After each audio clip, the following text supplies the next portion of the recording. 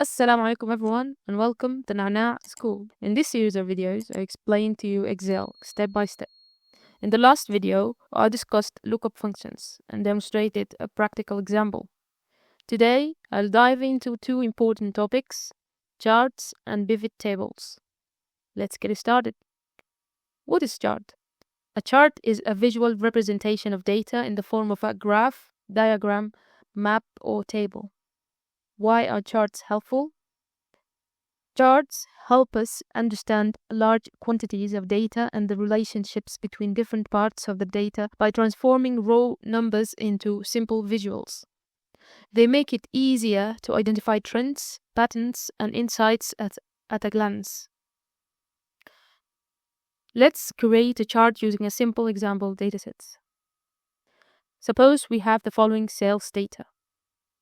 Now let's create a chart. Follow with me. First, highlight the cells containing the months and revenue figures. Second, go to the Insert tab in the Excel ribbon. You will notice there's a category for charts. You can select what best represents your data, or you can let Excel choose and recommend for you. But for now, I will select the line chart because it's the best way to visualize the revenue trend over the 3 months. Once the chart appears, customize it by adding a title like Monthly Revenue Trend and adjusting the line color for better clarity, i.e. doing a basic formatting.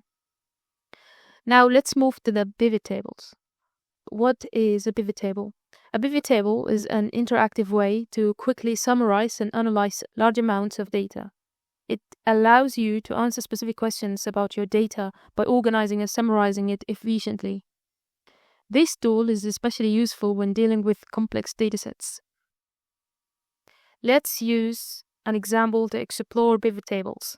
Suppose we have the following dataset, which contains sales and profit data for multiple products across different regions. Now, let's answer this business question. Which product generated the most profit? Here's how you can do it.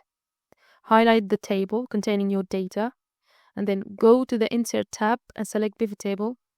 In the Pivot Table field span, drag and drop the product names into the rows area. Drag and drop the profit data into the values area. By default, Excel shows the sum of profits. You can modify it to display the count, average, maximum, or minimum profit for deeper analysis. Now you can recognize the product with the highest profit. Amazing, right?